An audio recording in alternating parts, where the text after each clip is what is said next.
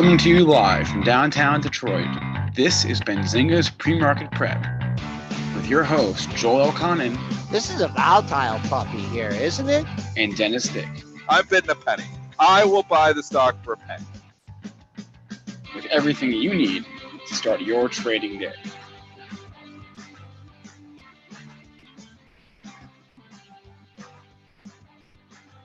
Good morning, everybody. Welcome to this Tuesday edition of Benzinga's Pre-Market Prep. Spencer Israel, Joel Elconin, and Dennis Dick with you this morning.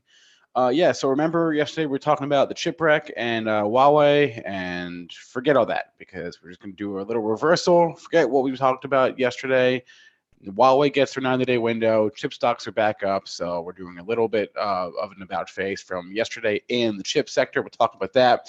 Talk about Tesla this morning. No matter what kind of investor you are, if you are a Tesla bull, a Tesla bear, a Tesla neutral, Morgan Stanley has a price target just for you. And our guest today, Nick Chahine, who will join us at 8:35 to talk about some options trades. In the meantime, Joel, what's the word here overnight? Nice green here, up 15 3/4 handles at 59.75. Strong close yesterday, pretty strong after hours. One little dip to 46 1/4. That's even above your closing price from yesterday at 44 even. So on a pullback, I'll be looking for that area mid-range on the session once again right there at 28.54.5. Crude continuing to climb, not in big leaps, but up 31 cents here at 63.52. Gold continues to sink, now well under 1,300, down $6 at 1271.20. Silver in the red by 7.5 cents at 1437, and a stalemate at 8,000 here in Bitcoin. And before we get to the unimportant news, I had my first Beyond Burger last night, and I will say, not bad.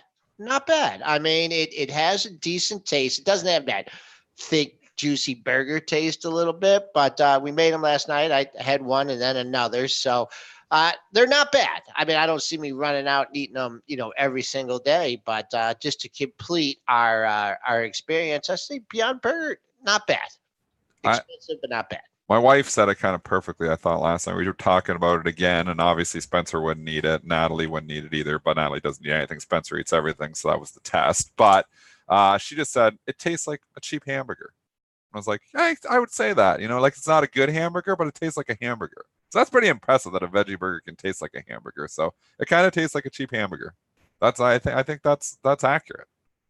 Well, if you go so they made something that's not a hamburger taste like a hamburger, so that's the good part. The bad part is if you're just looking at it for taste, your real meat lovers out there probably aren't going and buying these things at $3 or $4 a patty.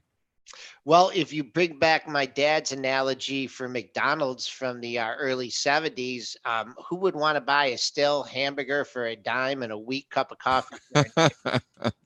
He was wrong about that in TV. So if you're going to go with that, who knows? But Dad's famous for those two calls. Yep. Nobody was going to watch TV and nobody's going to buy a cheap hamburger for a nickel. Exactly. Well, no, it was a hamburger for a dime and stale coffee for a nickel. But where do you want to start here? You want to start the market zigzagging, or do you want to go to the Tesla here? Or? Yeah, I might as well start with Tesla. I mean, CNBC's covering it pretty much nonstop here, so let's go to Tesla and talk. We'll talk Tesla here. This Morgan Stanley note, Spencer, enlighten us. It's plastered all over my CNBC screen that it's going to $10. But you enlighten us here with the note, because fake news apparently is that I haven't heard anything. I just heard $10. I saw it all through my Twitter feed. $10. Everybody's talking about $10. $10 is real. You're telling me that was just one scenario. $10 is real, but it's only one scenario. So we got a few price targets here from the Morgan Stanley note this morning. You have a base case of 230. That's the price target. That's their main price target is 230, and I think that's a $10 cut. It was 240. I think now it's 230 now. So that's their base case. The bull case, best case scenario, 391, and the bear case, like you mentioned, $10. So no matter what side of the trade you're on here, they've got a scenario to make you happy. So what's this $10 scenario? Because that's what everybody's talking about. Well, what is the scenario that takes it to $10? Do you have like the reasoning behind this? Yeah, I'll just read you directly from the note. That's what we like. $10 bear case is bounded by 31% 2020 electric vehicle sales. We believe that this EV to sales ratio is fair given the combination of execution, economic, and political risks facing Tesla's 2020 revenues and the retrenchment in global auto share prices heading out of the first quarter of 2019 results. Our bear case also gives no discrete valuation for Tesla's solar, energy, or autonomy assets. So I don't really know what the point of this $10 price target is, quite frankly, besides to just make a headline. That's what it is, a headline. And you know what? It did its job because it's plastered everywhere, this $10 price target here. Bears are feasting on this $10 price target here. I agree with what Jeremy Newsom said last week and what we were saying. He was writing 40 puts, the 40 puts, and getting $1 or $2 premium for those. His premiums are probably going up. I don't know where they are now, but I'm going to investigate here because I think there's almost zero chance, in my opinion. This is just my opinion. I think there's almost zero chance that it goes to $10. I think there's zero chance. I think it gets under $100. I think there's a lot of interested companies that would buy Tesla out. So we know, even like look back, when we had the 420, when they talked about the famous 420 takeover, and he had financing secured. Remember, Goldman was trying to put together a group of, and they had that, information that came out. They're trying to put in a group of, of investors to potentially do the deal, and I believe it was Volkswagen that was potentially involved. I mean, you get, and these are just rumors. Nothing is. It's obviously a little bit of speculation, but I mean, you look at this and you think, okay, if Tesla's really going to go down to a market cap of $5 or $10 billion, why would one of these auto companies not just go scoop them up? Yes, there's some debt they would have to swallow too, but I mean, the technology is so far ahead in electric vehicles. I mean, that there's just no way. I don't think it ever gets that low because I think there would be somebody that would scoop them up. So I think the bankrupt and the bears all on my Twitter feed all want to say this is going bankrupt. Maybe potentially in a scenario where nobody comes in. But I think, if they were burning cash like crazy here, Musk is going to, and it's becoming a possibility that they could eventually go bankrupt. Musk is going to want to do a deal too. He's not going to want to let his company go bankrupt. So that's why I think those 40 puts that Jeremy Newsom was writing are a smart idea. I think they're safe. I think it's premium that will never, it will never be cash for the people who are buying those puts. Boy, I'm kind of torn here. Number one, I don't think I've never seen such a wishy-washy note, right? I mean, if it's going to go to 10, they do that, but it's such a crazy price target. Yeah, well, 10. If it's going to 10, it's going to 0. That's what the guy just said on CNBC. And the one analyst that was on there. Oh, yeah. If it's going to 10, it's going to 0 probably. But I think it starts getting, and I don't know where the breaking point is where people start getting interested in buying this. It's $199 here this morning on this note. I think you start getting like 150, 100. You get down to a $25 billion market cap. I mean, there's some technology here that's worth some money. This isn't like a worthless company. Yeah, maybe it's burning cash. Think about the infrastructure that they have put in. I go, 10 miles away from my house off the 401. And there's a little rural town of 500 people. There's a gas station just off the highway in that rural town. You know what that is at that gas station? A Tesla charging station. Tesla charging stations. There's like 6 of them right there. I mean, that costs a lot of money to get all this infrastructure in place. I mean, all these, things could be used by another company. So yeah, Tesla burned a lot of cash to put all this infrastructure and put all this technology in place, but a lot of it is there. So this company is worth something. So, yeah, okay, maybe, but even in the debt situation, I mean, the Musk doesn't have to do a deal yet. He did a pretty easy raise of capital on that last deal. So there's people that are willing still to loan Tesla money. So I don't think we're even, I don't think bankruptcy's on I don't think it's a scenario that comes to fruition here for the bears. Sorry, for everybody who's short Tesla. I do not think it's going bankrupt because I think somebody will come in and scoop them up if the price gets low enough. Where is that price is the question. Where do you feel comfortable? I'd be pretty comfortable writing 40 puts. I don't know what the premium is, but if you get $2 or $3 for those 6 months out, I think it's free money, in my opinion. And that's just my opinion. I mean, I could be wrong, and maybe it does go bankrupt, and then that would look pretty ugly. If you're selling the 40 puts for $3 and it goes to zero, you lose a serious amount of money. But Jeremy Newsom was doing it. I kind of agree with him. I think it's a safe play. I think transportation is changing. And I've kind of been saying this, the whole time. In 5, 6, 7, 10 years, okay, I think you're going to have a totally different world when it comes to transportation. Completely different. Yeah. And who's going to emerge as the leader?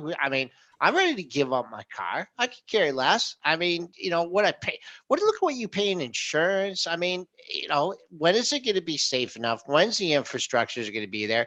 Is Tesla going to be at the forefront? Is Ford, cutting jobs and stuff, saving money? Is Ford's they got idle factories. And that's one reason I think it's kind of hard to be short the stock. Is first of all, you don't know what Musk is going to pull out. And at some point here, I think it is going to be worth some value to somebody. And it's just hard. I don't know. All I can say is they haven't taken it through yesterday's low. We're trading down 676. Yesterday's low, 195 and a quarter. So boom. After that, I didn't drill down in the dailies yet to see what we're at, but sometimes it doesn't do any good. Sometimes it's just better to go to the monthlies and pick that one area. And there was a pair of lows back in November of 16 and December of 16, 178, 19, 180. So I'll stick with that. Ron LeBron. Who knows? The technology's there. It's changing. 5 years from now, 6 years from now, we probably. I don't know. I'm getting everything is changing, but Tesla's worth something in my opinion. We just don't know what. Even with the debt, and even with I think it's worth something. And I still believe in the story. The story is broken here right now, but I still believe in the story. Is it worth 300? Oh, I sold my stock, so obviously I don't think that it's going back to 250, 300 anytime soon. But I'm still not talking against it here. I'm kind of sitting neutral. I don't know what to say. The story is broken right now. I'm not jumping back in until, but I like that idea, maybe writing a little lower puts, because then you're calling a scenario and you're saying it's not going, by writing that 40 put, you're saying it's not going bankrupt. That's basically what you're saying. And I agree with that. I don't think it's going bankrupt. By June, right? Or they were the by January. Or whatever. He was writing the January's out and he was getting $1.50 or $2 a premium though. I don't know if that's, it's the stock's going down. So it might even be going up.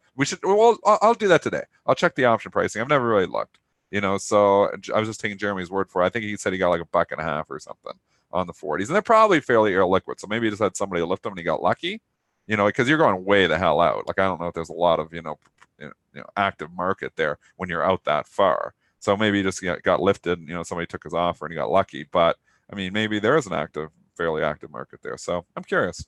Okay. All right. Let's talk about Kohl's here, and retail season not getting off to a fantastic start here, Spencer. Yeah, Kohl's had the earnings this morning. Q1 adjusted EPS 61 cents versus a 67-cent estimate, so a miss there. Sales 4.08 versus $3.95 billion, so they beat on the sales number. A mixed Q1 report, although comps for the quarter were down 3.4%. The market was really strong. It started to leak when this Kohl's report came. So you're obviously seeing major rotation out of everything retail here this morning. Did we get the Home Depot numbers? Yes, we did. You want those? They do Home Depot too, because they're, we started in retail earnings season. I know there's some other ones like TJX here this morning, but let's just do Kohl's and Home Depot together here, because Home Depot's in the red too. All right. Home Depot was also mixed in the first quarter. Their EPS beat and their sales missed. EPS was $2.27 versus $2.19. Sales was $26 billion. It was a smidge below the $26.3 billion estimate, essentially in line. And they reaffirmed their fiscal year sales growth guidance. Comps were up for them. On a year-over-year basis, their Q1 comps were up 2.5%. So a reaffirmed guidance and a mostly in line first quarter report. So Home Depot wasn't bad.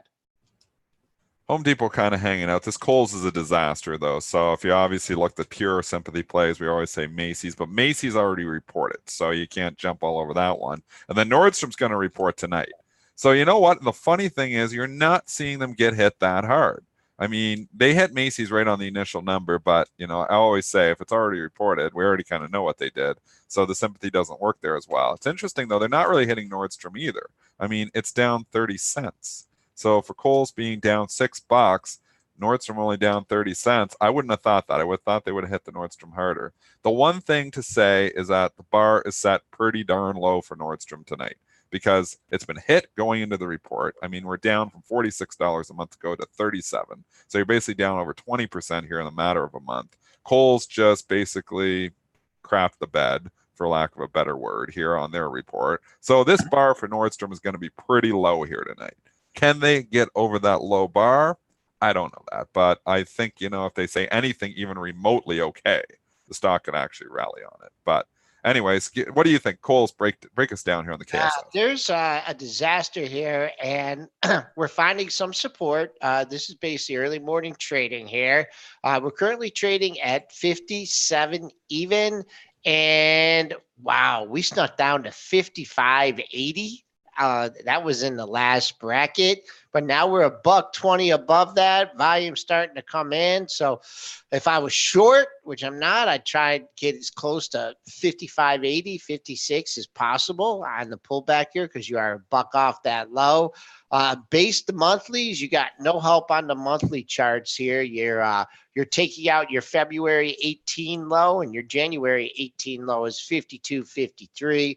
We will not see that today. So I'll lean on the pre-market low to see if longer it takes to get down there and take it out. You probably have some kind of rally. Home Depot still, this chart looks a little scary to me, because here you are, sold off, tried to bounce, not bouncing off the report. Man, this was resistance in March, and now it's being support in May. I think the floodgates open here, if you take out 189.14, I think you see 185 in a heartbeat. I'd really like to, if I long this, I'd really like to see it. What's it done in the pre-market? It spiked a little bit. What spiked time? And leaking? Yeah. What time was the actual report? Home Depot? Yeah. 6 a.m. Okay, 6 a.m. They juiced it. They got it over 193. They got it to actually 194. Wow.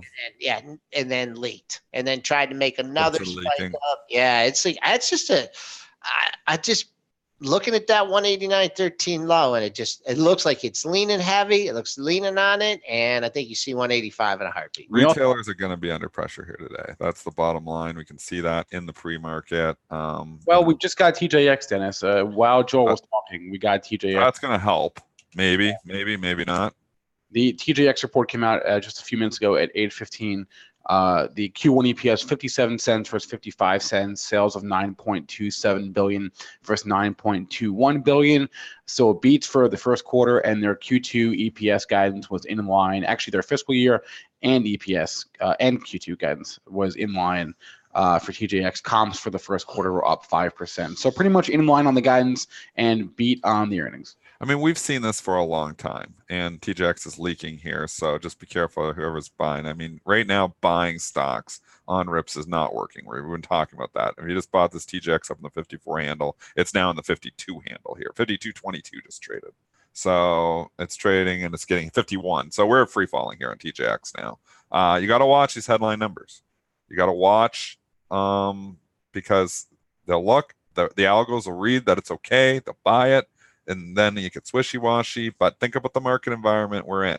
I would say 60 or 70, I don't have any stats, but it feels like 2 out of 3 stocks that have been spiking on the reports have eventually been giving it back. And if it's not that day, after a few days, they start giving it back. I mean, even look at some of the other reports that we had were pretty darn good, and they've started to leak here. So the market environment we're in is still nervous. And portfolio managers, we talked about this last week, portfolio managers are looking to raise cash when they can.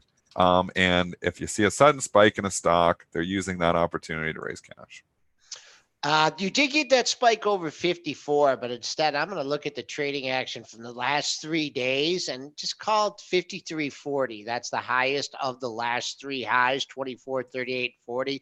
So that's your area. I don't know if you're going to see it now. You just tick down here. You're trading at 52.30, but hands off on the long side until it clears that 53.40.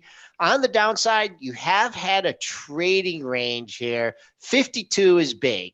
I see 3 lows in a row right at 52 just from last week. So 52 major support that needs to hold. 53.5 major resistance. That's what you need to get higher here. Under 52 looks like you got a slippery slope here on the downside. So might as well just fly through the rest of these retailers too. I mean, JCPenney we don't care about. It's down 10 cents. So I'm just going to say that, not even give the numbers there. AutoZone is getting a nice lift here this morning. So something that's helping the retailers here. It's up 22 bucks. It is through $1,000 here this morning. It had been through $1,000, I guess. I didn't realize it. I went, wow, that's just been such an impressive stock. So it got back up over there in March. I didn't realize we were over $1,000 in AutoZone. But anyways, we're back up over $1,000. Impressive move. Give us the numbers here for AutoZone. AutoZone split your stock Q3 EPS of $15.99 versus $15.14 on the estimate. EPS beat. Sales also beat 2.78 versus $2.77 billion. Big pop for AutoZone. Again, I'm going to go with the theme. I mean, they're going to buy something, so I don't know if it's a matter of it's coming in here and shorting all these things, because it seems like they're going to buy something and they've been selling everything else. So maybe this is one that's going to hold up, and it's held up better. So you're definitely the stock. I wouldn't say is weak. I wouldn't say it. If it reverses and then eventually starts to get under the 970 in the course of the next few days, then I'd be nervous about it. I'd say Boulder is still in control, but we want to see it stay above 1,000. Big psychological level, see what it does. But again, I'm not buying anything that's ripping. And boy, you had 5 highs. This is called 990. So I think I'd be more inclined to see a pull back to the former resistance area as support.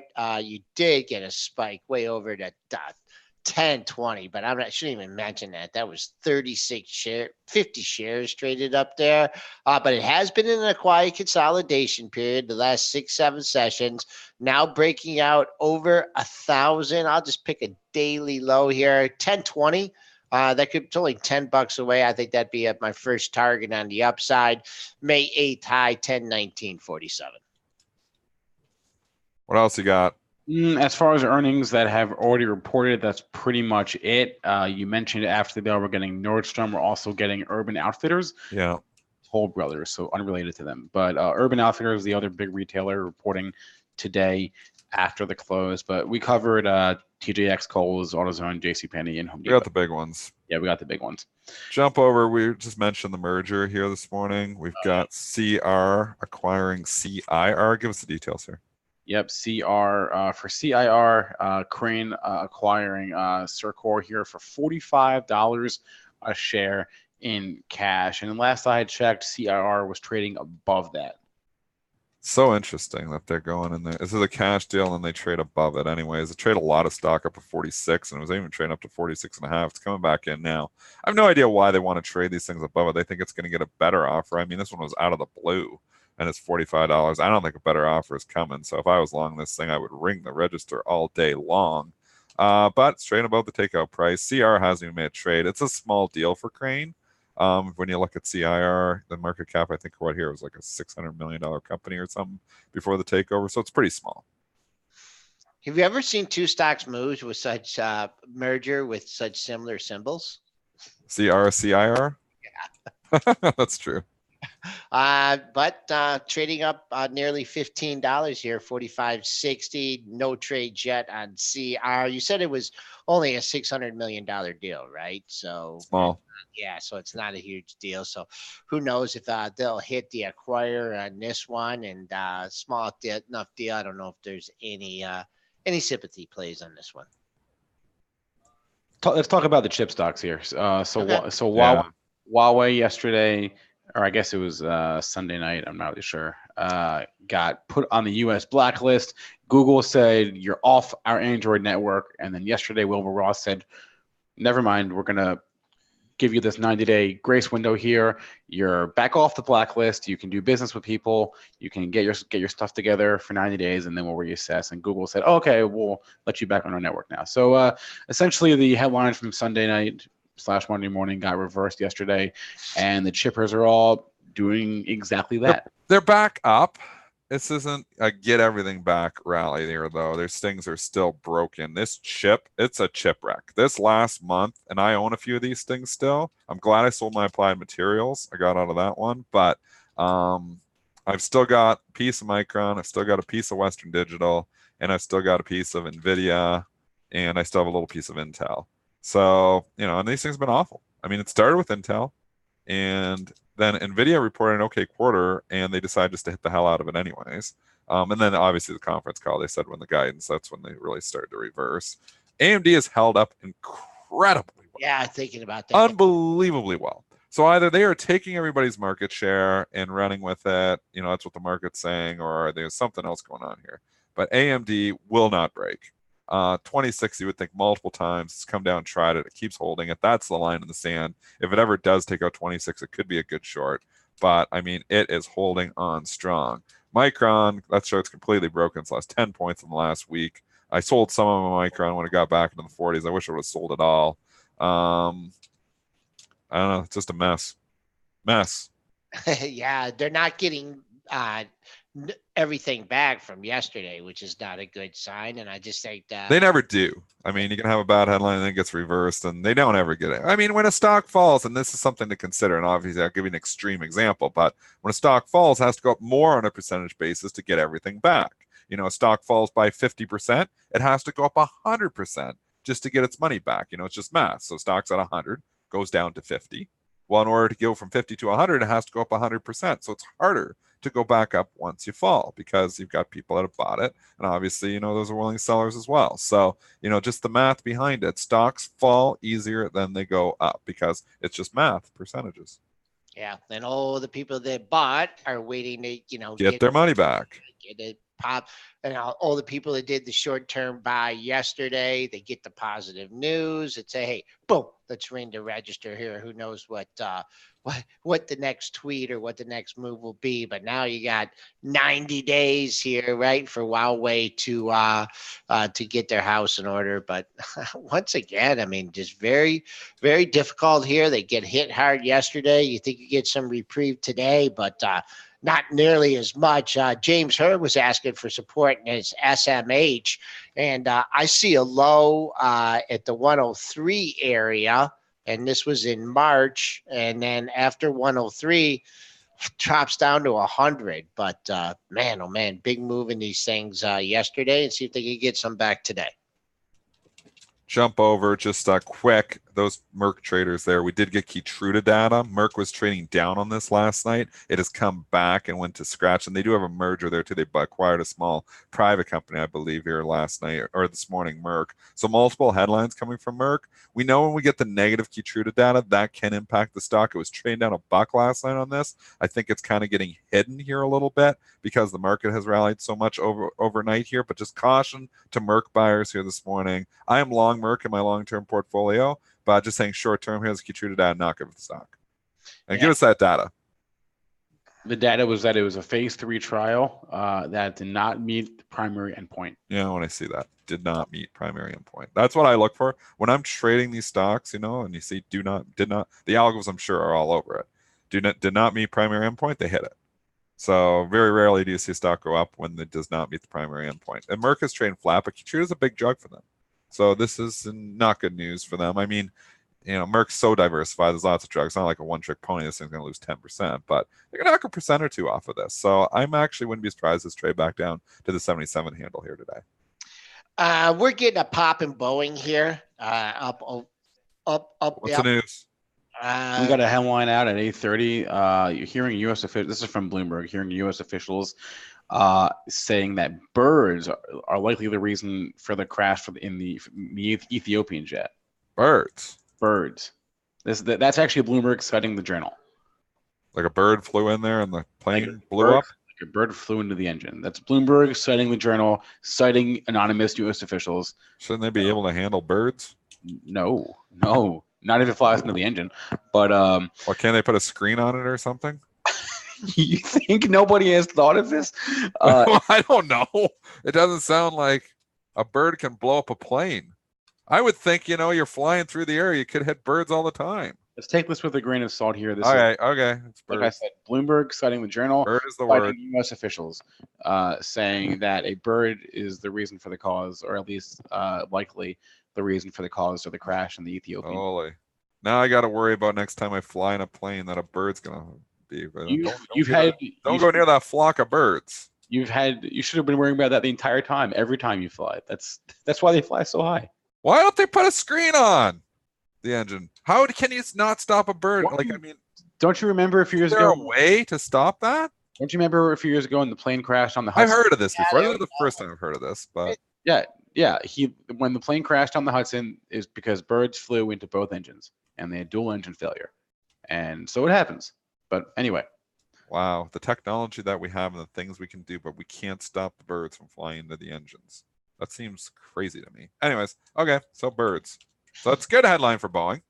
Yeah, it got a nice pop off that. I think there's some skepticism as well here, Dennis. And 771, I mean, it's bouncing around back over 360. I think what's really important in this one is, let's just call it 365, right? We were talking about that area, kind of hit that the first day and then rallied up back towards 400.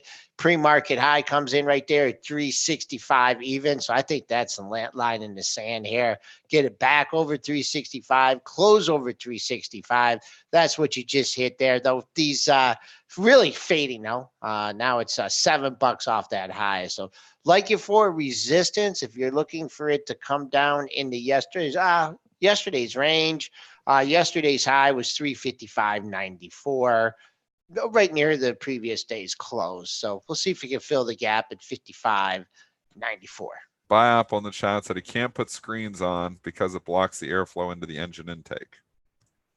Oh, Dennis, come on. There we go. No screens. Screens aren't going to work. All right, so I tried to solve the problem here on pre-market prep, but it didn't work. Anyway, that's and they were saying it was geese that took a big goose. I mean, those goose, it had a goose. Those things are huge. So, I mean, that's one thing, but I don't know. I think after they'd be able to figure that one out. But all right, so I'll worry about the birds. Just don't hit a Canadian geese. But I watched Alfred Hitchcock, The Birds, and there's other reasons these things can get us too. Remember that? All right, 8:33 here. Yes, we all going on this tangent on Alfred Hitchcock. We all remember The Birds. Good movie. Good story. They didn't fly into the planes there though. Right. They just pecked your eyes out. Right, 8:33. Bad tangent. Okay, 2 minutes before we're going to grab Nick imbalances. Wow, small, boring, not much happening. Disney 29,000 to buy. Holy cow! Institutions just aren't showing anything here this morning. There's nothing. Kroger 41,000 to buy. Got upgraded at Bernstein. So that's their catalyst there. There is absolutely nothing happening in balance land. Maybe JV Spec. You see any other ones? I don't see anything really big. Not from the big guns. I don't see anything really jumping out at me. Sprint, 112,000 to sell. We didn't talk about that.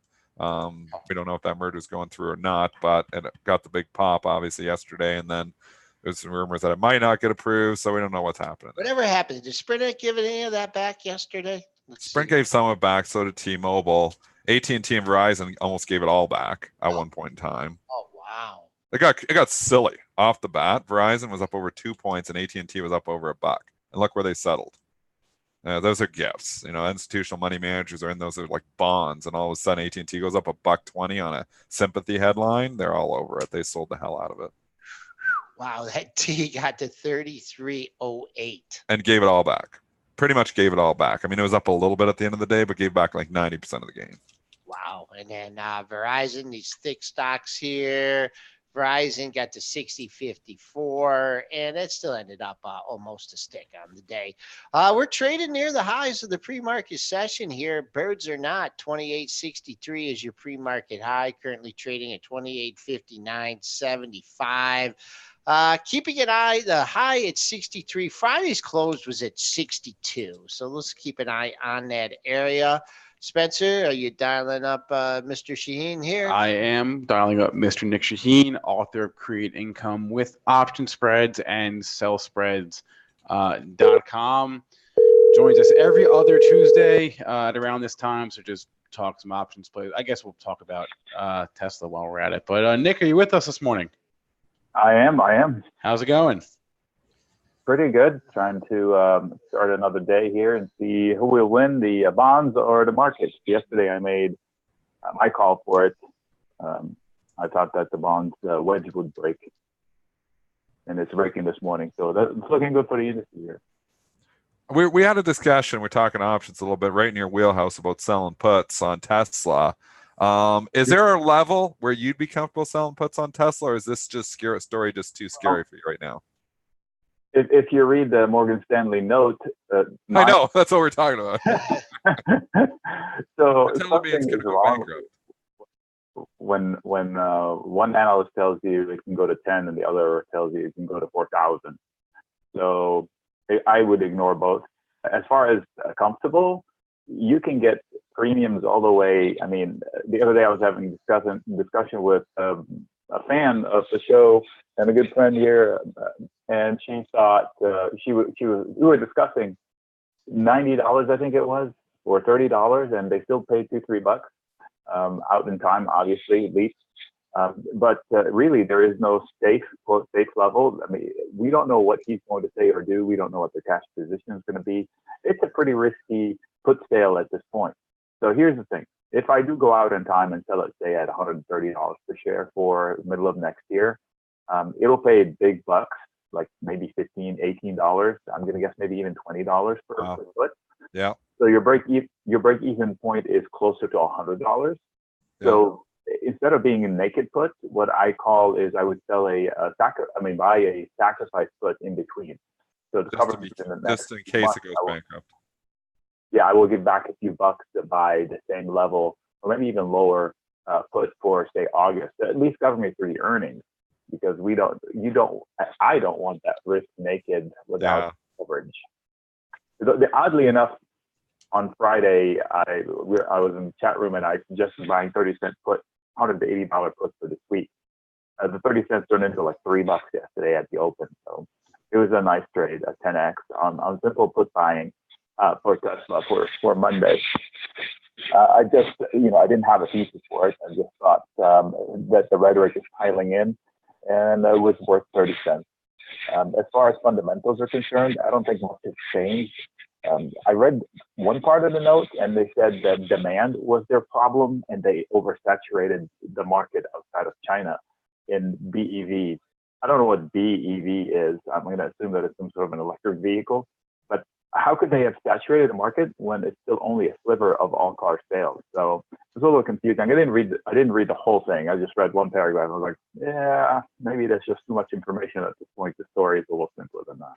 Don't you think eventually, like if you do believe, and I don't know if you believe in global warming or not, I personally do believe in global warming. I do believe it's an issue.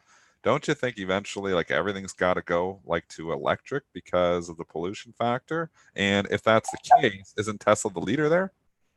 I don't know if that's true as far as that. I don't know if anybody knows it's true, the global warming, but no, not that far. Oh. we are destroying the. I think we're definitely destroying. I see all the garbage. Just like every animal does. I know the elephants will destroy the planet in 10 seconds if you let them. They're more destructive than us. But the point is, I haven't seen the actual carbon footprint of a car if you consider what you do to fill it up. So yes, it burns less, but where do you get the electricity to charge it? Is it coal burning electricity? How do you get solar? I don't know. I don't know that math. And as the second part is, I have no idea if Tesla is the leader. One guy tells me, yes, they're the absolute leader. They have some battery magic. Other people tell me, nope, that's all BS. They've been lying about this. So I have no idea. I can tell you from the price action, it was just posted as monthly chart. I don't know if the postings still work in the chat room. Yeah, it's there. On Tesla. Yeah, if you look, there's a band that has been in contention since 2002, September, I'm going to guess. I see it. And so the red band, I didn't extend it, but if you extend that thin red rectangle tells you that 170 to 180 has been in contention since 2002. So I don't think the bulls are going to lay down right here. So if you wanted to sell a put, this is the time to do it when it's as bad as Morgan Stanley, not like ABC House of Stocks, has said that it could go to $10. I mean, they're telling you they can go out of business. So fear is pretty freaking high in Tesla. If you've got guts and you know how to your way around puts, I just told you that next year's middle of the year probably pays $20 at $130. So your break-even point is $110. So what happens if it goes to $100? You lose $10 a share. So you would, so setting that up, you would buy the one, or you would sell the 130 and then buy the 110. Is that what you're saying? I would sell the 130, but I would buy something in between. Like Okay. It depends on my level of comfort. I could buy the 130 halfway through and spend some of the money. It won't be close to $20. To protect Okay, yourself it's for the $7. time being. That, Right. that covers me. That covers me through the earnings. Or I can buy something lower to say, okay, I'm okay losing a little bit.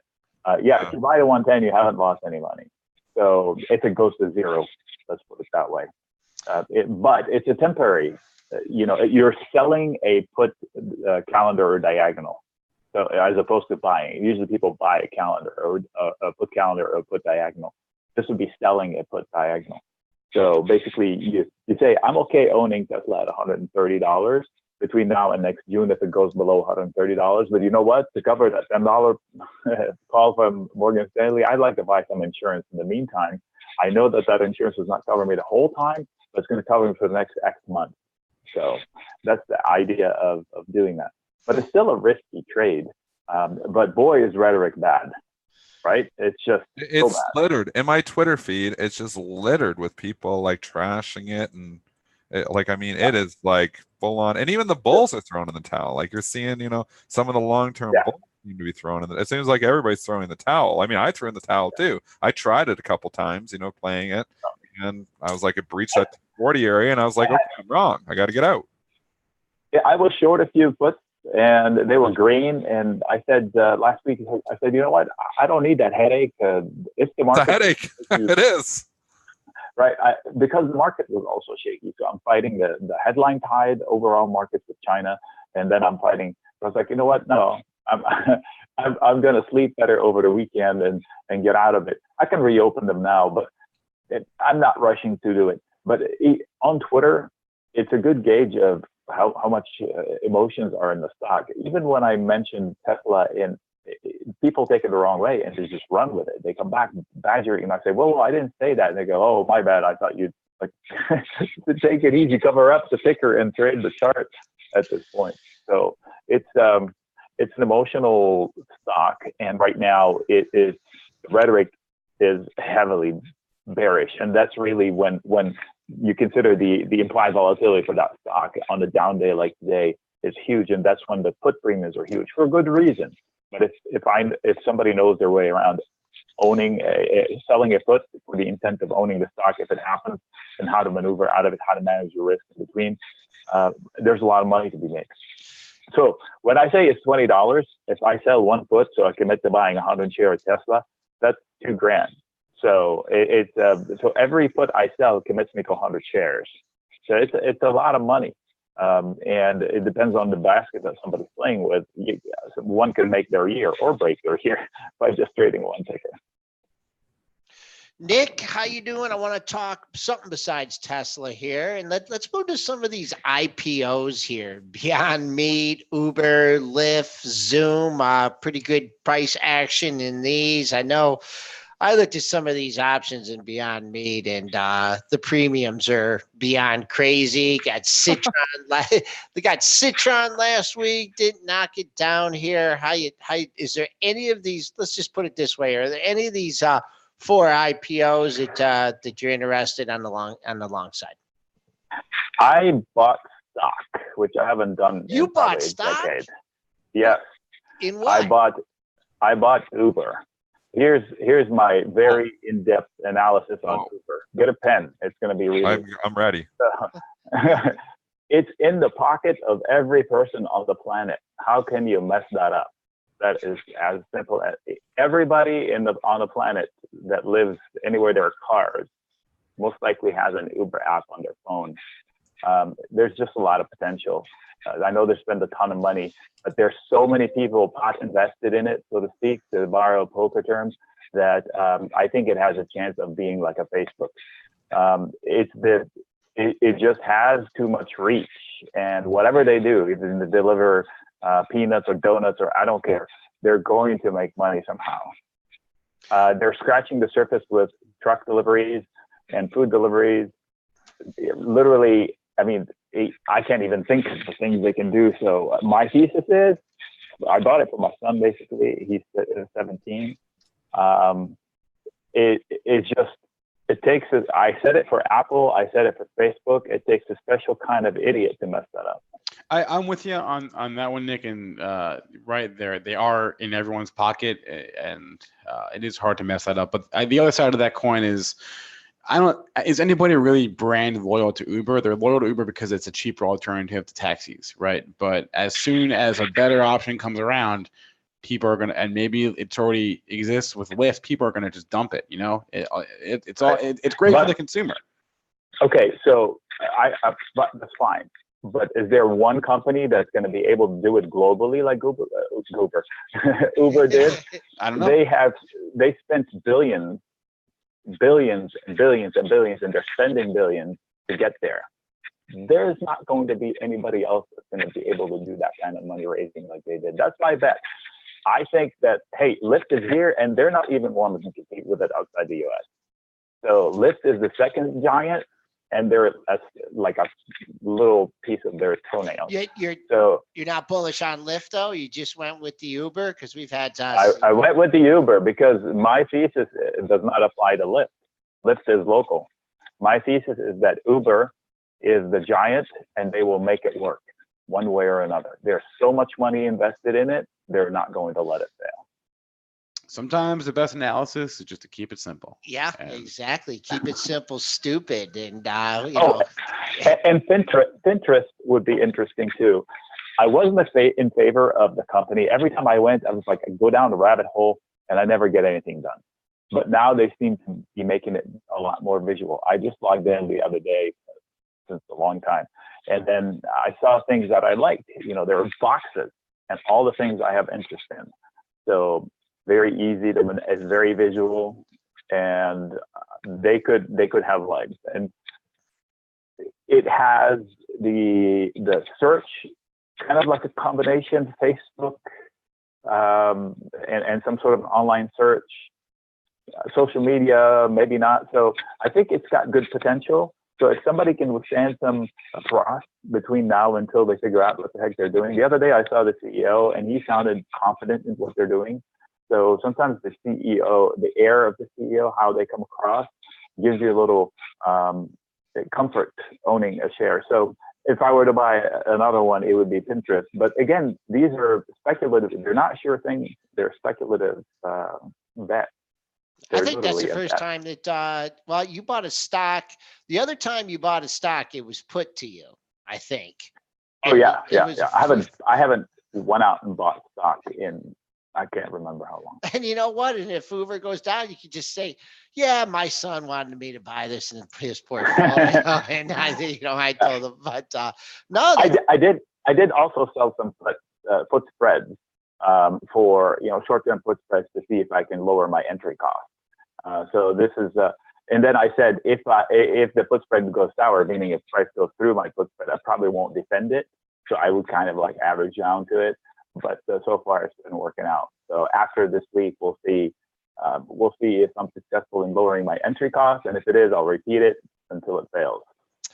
If you ever wanted to sell some puts in Kohl's, today might be the day. Down 640 here, down 10% at 56.51. I mean, what I noticed when I go into those stores is like they kind of give the stuff away. I mean, it's like you go in and you get a coupon, Lisa's like, well, take this coupon and then use your credit card. And then it seems like they're competing against themselves here. I mean, the retail is a tough sector here. Any thoughts on Kohl's today? Trading down, 10% on almost 1 million shares.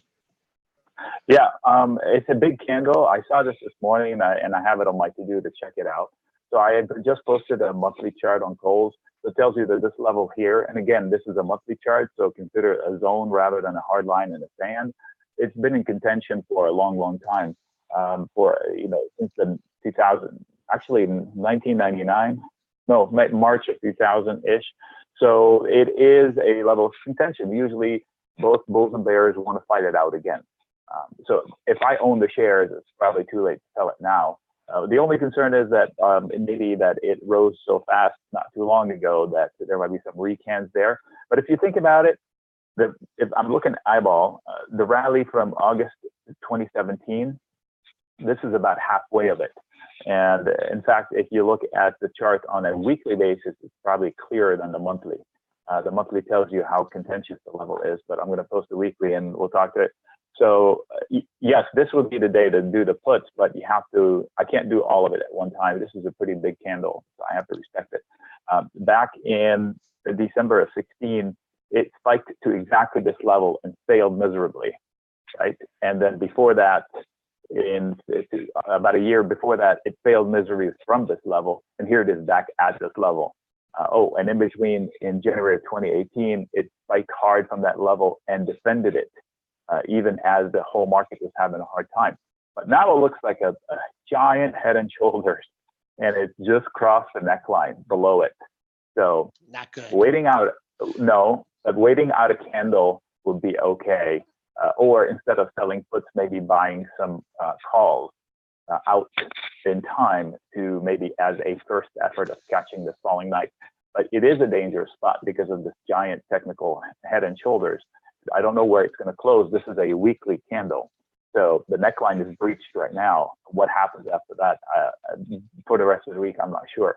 So the next level lower is 52. That would be another contentious level, which would be probably a better entry place. So if I sell a put, I want to hide around 40. I don't know how far out in time I would have to go to find decent put premiums there, but I'm not calling it going to 40. This is the point of interest for the price action that I've seen on a weekly basis. So, if I wanted to be aggressive, 48, 44 is middle. 40 is a sure thing.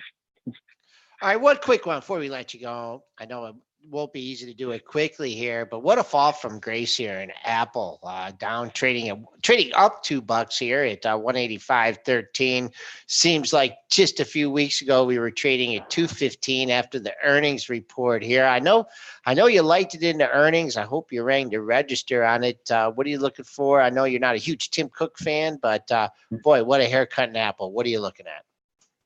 I bought some calls yesterday, and they were short dated for the bounce, but I would buy some calls if I were a long term wanting to get into the stock.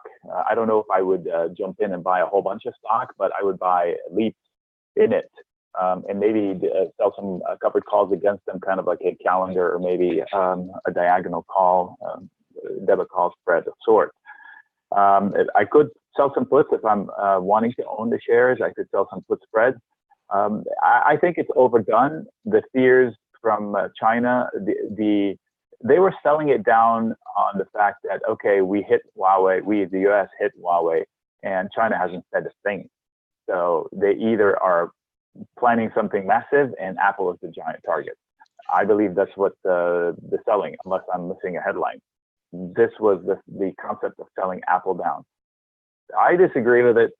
I think Apple is too big for China to, they would be shooting themselves in the foot to some point. This trade war is, I believe that China already lost the trade war. If I had a giant client and they already told me they hate me and everybody in there is telling me they're going to go shop somewhere else from now on, and the ones that are shopping here are looking to shop somewhere else, and as soon as they find some other place, I've already lost. And I'm not sure how they can say, well, China can sit Trump out. Unless China is looking to do business with other people than the United States, they're in the Bandini, and they don't want to throw away the biggest U.S. employer in China. I'm guessing that Apple is that. So it's fine. The fundamentals have not changed. The only thing that changed is the threat from China retaliation on the Huawei. And it's been days. Have you ever seen China sit on a headline against it for days that long, sitting on it without saying anything else? I haven't. So I think the selling at Apple is overdone. Okay. We're even on the line with Nick Chahine, author of Create Income with Option Spreads and sellspreads.com. Nick, as always, thanks so much for the time. Thank you. All right. Can't wait. Oh, I just cut Nick off there. Sorry about that, Nick. 8:56 here, Joel. Where are we New at? highs. New highs? Well, nope, still 28.63. Stands as the high, but we're inching towards it, up 17 and a half handles here. Financials, I see some of the financials leading the way here. Yes, today they were a little bit. I noticed on that break yesterday they were holding on okay. Bank of America trading up 20 cents at 28.60. J.P. Morgan trading in the green here at sub 72 cents. And I still, whenever I look at this JP Morgan chart, I'm just thinking, I can't wait to buy it at like 105, 106 when it fills that gap. And it just won't do it. It had that low on earnings day at 108.88. You tested it with 109. You tested it again with 108.68, 108.61. Just incredible support here. On the upside, it is opening up. You do have a double top to contend with on the upside from May 9th and 10th, 1274, 1284. It's best of breed. So that's why it just is resilient. I mean, when you compare it to the other banks, it's the only one that is anywhere near all-time highs. Because you can go back and obviously it's a massive dilution. Citigroup, so you're never going to get up there on that back from the financial crisis. But this one is very resilient. It's held up better than everyone else. It's best of breed. Yeah, it really is. It's been holding on well. What was Mallinckrodt? What's going on with it? Absolute disaster. Again and again, it seems like every day the thing gets the beats yesterday. While today is getting, if it was getting beat yesterday, it's getting annihilated today. It's down 32% here in the pre-market. It's in a free fall. They filed a suit against the U.S. Department of Health and Human Services regarding. Let me read this here. Boy, someone is walking this down, Dennis. They're done with this. This looks like this. This is just one big the death march. Yeah. It's just saying I'm offering this thing. Probably they're even getting lifted on the offer, and then they're still offering it lower. Somebody is getting out. Yep. Someone's just saying, I've had it with this stock and I'm out and I'm selling it. And I don't know. I mean, there's just no sign of life here. I would wait until it made a lower high on the 15-minute because they have just been walking this thing down since 7:45 at 1302. Your highs are 1302, 1151, 1090, 1026, 990, and now 948 is a high of the last bracket. So, boy, got to let that guy get done. I'm not going to help him out. They filed suit to over Medicaid patient access or reimbursement for one of their drugs, Acthar. So, man, you think that would be a good thing, but obviously not. Anyways, thrown in the top MNK, and then what's a value symbol now? BHC. Yes. Bausch and Lomb. Yep, you got that. Okay. That's still pretty ugly looking chart here. 24, better hold 24 here for BHC. Dennis, where are you seeing the strength here? We're making new highs on the pre-market. On retail, everything else is strong here this morning. We know technology is being led by tech. I mean, the chips are very strong here this morning. This headline: Nvidia up 1.7%, AMD up 1.8%. Applied Materials is trading up almost 2%. Micron is trading up 2.8%. Qualcomm on the comeback trail up over 3% here. So we're seeing a lot of strength in the chips. We're seeing a lot of strength in the tech with the QQQ. You can just look and it's up 1%. You're seeing strength in Boeing, which did we talk about Boeing? Yeah, the birds. We did. Yeah, forgot about the birds. It's up $8, so there's strength there. I mean, really, it's across the board. I'm looking at my screen. I'm seeing a lot of bids and a lot of stocks. Everything except retail. Retail is going to be the laggard here this morning. Home Depot, Lowe's, both trading in the red. We talked about Merck. Merck is slightly in the red here now. I think that one I'd be watching if I was if I was to put that on for a trade. I think it could get weaker here with the Keytruda data that nobody is talking about this morning. Who's on the other end of the Keytruda data? Is it Abbott? Bristol Myers? Okay. All right. I just wanted. It's not trading up. I mean, this isn't the death of the drug or anything like that. I don't think. This has data lots of times. So, it's not like throwing the towel and we're in big trouble here on Keytruda, or in Merck. And Merck's diversified. I I saw us trade down $1.50 on this last night, and it's not now. And I think that could happen again. People forgot. They Okay. they forget. Everybody's coming in. People have forgotten. There's lots of other things to. We're talking about Tesla headlines here. You know, $10 price targets here. There's better things to talk about. I think that's a sneaky little headline there on the Keytruda data that I think it can move. All right, that'll be it for today's show. If you missed any part of it, catch our podcast, iTunes, SoundCloud, Stitcher, TuneIn, Google Podcasts, or just rewatch the show on our YouTube channel. Thanks to our guest, Nick Chahine. Thanks to all of you in our chat. If you haven't yet checked out the Benzinga Trading Summit on June 20th in New York City at the Sheraton Times Square, you can go to bzprofit.com to learn more about how you can learn a lot more from Joel and Dennis and Jeremy Newsom and Anne-Marie Band and a bunch of other previous show guests about how they trade. PMP50, that's all caps, PMP50. If that code is still active, will get you half off any ticket. If it's not active, the PMP15 code, it definitely is. That'll get you 15% off any ticket to general admission and also to the trading lounge with Joel and Dennis. Again, bzprofit.com. You got Todd Gordon? Did you say Todd Gordon? Todd Gordon will be there as well. Todd Gordon, Christian Fromhertz, Kenny Glick, Dennis. Dennis will talk for 6 straight hours at the event. And not take any breaths. No water and no coffee. Just no water, no coffee, just straight up talking. All right. Everyone have a good rest of your day, and we will see you on Wednesday.